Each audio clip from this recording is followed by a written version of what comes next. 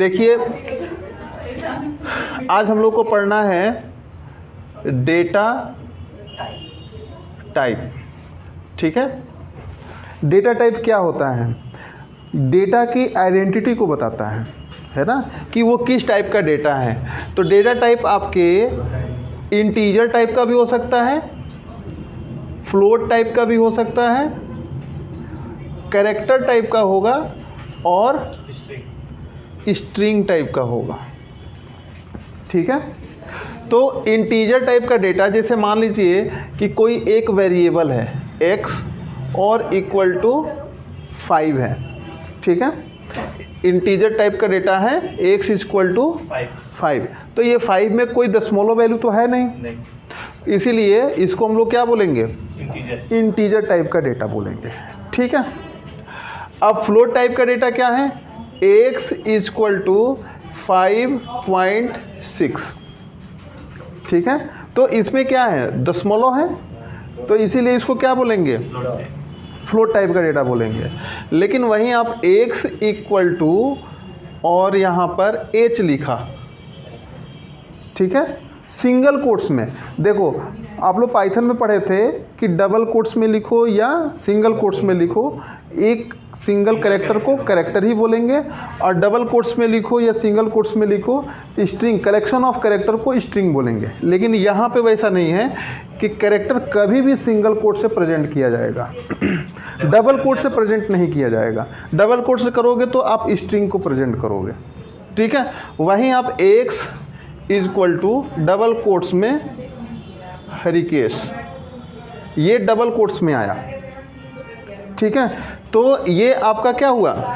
String हुआ, यानी कि कलेक्शन ऑफ कैरेक्टर, है ना।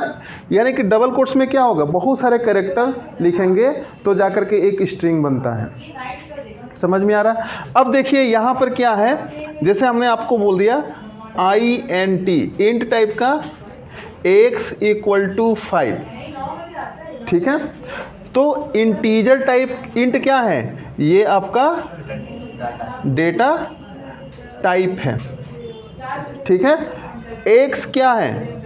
x आपका वेरिएबल है, और इक्वल टू क्या है? ये आपका असाइनमेंट ऑपरेटर है। कौन सा ऑपरेटर है? असाइनमेंट ऑपरेटर है। और 5 क्या है? ये वैल्यू है। ठीक है, जब हम लोग पाइथन में प्रोग्राम करते थे तो उसमें क्या करते थे? लास्ट में सेमीकोलन या एंडिंग ऑफ द स्टेटमेंट नहीं लगाते थे। लेकिन सी लैंग्वेज में लास्ट में क्या लगाना होगा? ये सेमीकोलन लगाना होगा। जावा में भी लगता है? हाँ, जावा में भी लगता है, C++ में भी लगता है, सी लैंग्वेज में भी लगता है, लेकिन आपके पाइथन में नहीं, यानी कि और सभी लैंग्वेज में लगता है एंडिंग ऑफ द स्टेटमेंट। गलत नहीं होता। हाँ, गलत नहीं होगा, लेकिन पाइथन में गलत हो जाएगा। नहीं सर, पाइथन में आप रन करा कर देखना, है ना, तो हो जाएगा। ठीक है, तो ये असाइनमेंट ऑपरेटर है। हमने आपको पिछले वीडियो में असाइनमेंट ऑपरेटर बताया नहीं था। ठीक है, लेकिन असाइनमेंट ऑपरेटर इसमें बता दिए कि इक्वल टू सिर्फ लगा दिए, यानी कि x इक्वल टू 5, यानी कि ये 5 है, 5 किस में असाइन हो रहा है? x में असाइन हो रहा है। इसीलिए देखो x स्टोर नहीं करता है किसी वैल्यू को, है ना, किसी भी वैल्यू को x स्टोर नहीं करता है। कोई भी वेरिएबल किसी वैल्यू को स्टोर नहीं करता है, जबकि असाइन करता है। ठीक है, समझ में आ रहा है? तो देखिए इंटीजर टाइप इंट जो वेरिएबल होता है, इंट डेटा टाइप जो होता है, इसमें शॉर्ट इंट भी होता है और लॉन्ग इंट भी होता है, लॉन्ग इंट भी होता है। ठीक है, फ्लोट का डबल होता है, फ्लोट की वैल्यू ज़्यादा आपको स्टोर करनी है ना, तो वो डबल होगा। कैरेक्टर टाइप, तो कैरेक्टर एक ही सिंगल होता है, और स्ट्रिंग। अब इसके विषय में पूरा डिटेल्स नेक्स्ट वीडियो में बताएंगे। पहले आपको यही समझना है कि ये क्या होता है। यानी कि इंटीजर से छोटी वैल्यू प्रिंट कराना हो तो शॉर्ट का यूज़ करेंगे। ठीक है, इंटीजर से ज़्यादा वैल्यू, बड़ी वैल्यू प्रिंट करानी हो तो लॉन्ग इंट यूज करेंगे। ठीक है, और फ्लोट से जो ज़्यादा वैल्यू होती है, बड़ी वैल्यू होती है, उसमें डबल यूज़ करते हैं। ठीक है। अब एक होता है बुलियन ऑपरेटर, ठीक है। बुलियन ऑपरेटर क्या करता है, ट्रू और फॉल्स से प्रेजेंट करता है, ठीक है। 1 ट्रू के लिए, 0 फॉल्स के लिए, ठीक है। तो ये बुलियन ऑपरेटर भी आपका आ जाएगा, ठीक है। अब देखिए structure of C program, structure of C program, C program का स्ट्रक्चर हम लोग कैसे बनाएंगे, और ये जो स्ट्रक्चर के अकॉर्डिंग ही आपको प्रोग्राम आगे करना है। तो सबसे पहले हम लोग यहाँ पे प्री प्रोसेसर लिखते हैं। क्या लिखते हैं, प्री प्रोसेसर। यहाँ पे लिखेंगे हैश इंक्लूड stdio.h, ठीक है। इसको क्या बोलेंगे, hash include standard input output header file. क्या बोलेंगे, standard input output header file, है ना, हेडर बोलते हैं, ठीक है। उसके बाद से यहाँ पर लिखेंगे हैश इंक्लूड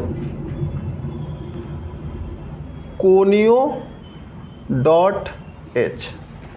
है ना, कंसोल इनपुट आउटपुट हेडर बोलते हैं। देखो एग्जाम में आ सकता है कि इसको हम लोग क्या बोलते हैं, इसको हम लोग बोलते हैं प्री प्रोसेसर। क्या बोलेंगे, प्री प्रोसेसर बोलेंगे। इसका मतलब ये हुआ कि प्रोग्राम करने से पहले, है ना, ये प्रोसेस करता है पहले, है ना। जैसे मान लीजिए कि जब हम stdio.h लिखा हमने, ठीक है, इसका मतलब हैश का मतलब क्या होता है, हैश का मतलब होता है ऑल। क्या बोलेंगे, ऑल, है ना। हैश का मतलब यहाँ पे क्या होगा, ऑल। और इंक्लूड का मतलब होता है इंक्लूड करा देना प्रोग्राम के अंदर, ठीक है। और standard input output header file, है ना। तो इसका मतलब क्या हुआ कि इनपुट और आउटपुट से रिलेटेड जितने भी फंक्शन, है ना, पहले से बने हुए हैं उसको प्रोग्राम में इंक्लूड करा दो, ठीक है। उसी तरह से यहाँ पर कोनियो का मतलब होता है कंसोल, ठीक है। हैश का मतलब क्या होगा, ऑल। तो कंसोल से रिलेटेड, कंसोल का मतलब यहाँ पर ये होता है कि प्रोग्राम जो होगा, प्रोग्राम जहाँ पर रन होगा, है ना, कहाँ पर रन होता है, कंसोल आउटपुट स्क्रीन पे होता है, कंसोल आउटपुट स्क्रीन पे होता है ना। तो कंसोल आउटपुट स्क्रीन पे जो प्रोग्राम रन करेगा उससे रिलेटेड हम कोड करेंगे, उसको सपोर्ट कौन करेगा, ये करेगा, ठीक है। समझ में आ रहा है। अब देखिए इसके बाद से हम यहाँ पर मेन फंक्शन लगाते हैं, ये लिखते हैं void main, है ना, void main। और यहाँ पर पैरेंथेसिस ओपन और क्लोज करते हैं, ठीक है। हम आज सिर्फ स्ट्रक्चर बता रहे हैं, इसके बाद से कल से हम लोग प्रोग्राम करेंगे, ठीक है। तो देखिए यहाँ पर इसका मतलब क्या होता है, ये आपका एक फंक्शन होता है। कौन सा फंक्शन होता है, फंक्शन होता है, मेन फंक्शन होता है। ये मेन फंक्शन होगा इतना, ठीक है। और ये क्या होता है, ये आपका फंक्शन का टाइप क्या है, ठीक है। फंक्शन का टाइप या हाँ इंट लिख सकते हैं, ठीक है। देखो यहाँ पर ये टाइप है, इसको बोलते हैं डेटा टाइप है, ठीक है। इसको क्या बोलेंगे, डेटा टाइप। अब देखिए इंट लिखेंगे तो क्या होगा और यहाँ पे void लिखेंगे तो क्या होगा, ये समझना है आपको। ये दोनों सभी प्रोग्राम में लिखेंगे, लेकिन यदि हम यहाँ पर इंट लिखेंगे तो क्या होगा। इसका एग्जाम्पल हम यहाँ पर लिख रहे हैं, इंट और मेन लिख रहे हैं, ठीक है। इंट मेन लिख दिया और यहाँ पे void मेन लिख दिया। इसके बाद से यहाँ पर क्या करेंगे, कर्ली ब्रेसेस ओपन करेंगे और लास्ट में कर्ली ब्रेसेस क्लोज करेंगे, है ना। ये जो ब्लॉक बनाता है, ये क्या बनाता है, पूरा एक ब्लॉक बना रहा है और इसी के अंदर हम लोग प्रोग्राम करते हैं, ठीक है। ये क्या बना रहा है, मेक अ ब्लॉक, ठीक है, और इसी के अंदर हम लोग प्रोग्राम करते हैं। अब इसमें प्रोग्राम कैसे करेंगे, है ना।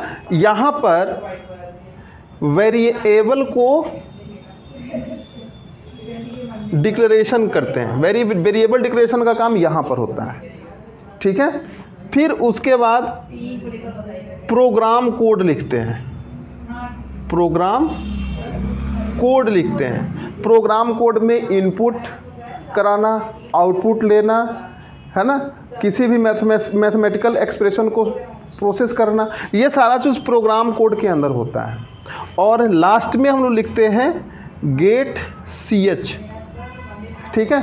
गेट ch ये क्या करता है, जब आप प्रोग्राम रन कराओगे, इसका मतलब होता है जब भी आप प्रोग्राम रन कराओगे तो प्रोग्राम का जो आउटपुट स्क्रीन होता है उसको रोकने का काम, स्टे कराने का काम किसका होता है, गेट ch का होता है ना। जब आप गेट ch नहीं लगाओगे तो आपका प्रोग्राम तो रन हो जाएगा लेकिन आपको रिजल्ट नहीं दिखेगा, ठीक है, समझ में आ रहा है। आपका प्रोग्राम रन होगा लेकिन रिजल्ट नहीं दिखेगा, है ना।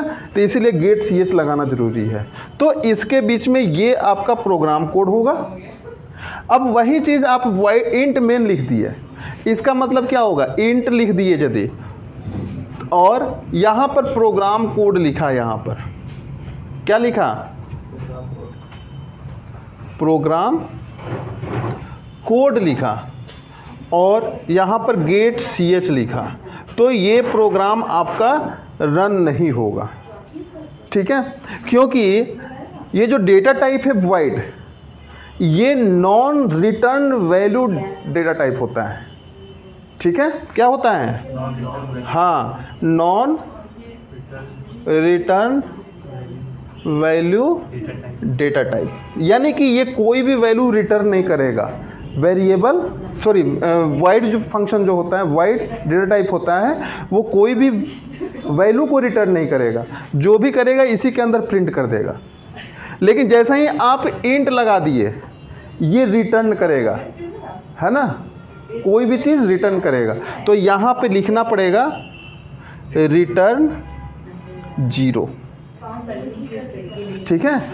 यदि आपने यहाँ पे इंट लगा दिया तो यहाँ पे ज़रूरी हो जाएगा कि आपको रिटर्न कराना है, ठीक है। ये आपके एग्ज़ाम में भी आएगा इस तरह का, ठीक है। तो इंट रिटर्न करता है और void रिटर्न नहीं करता है, ठीक है।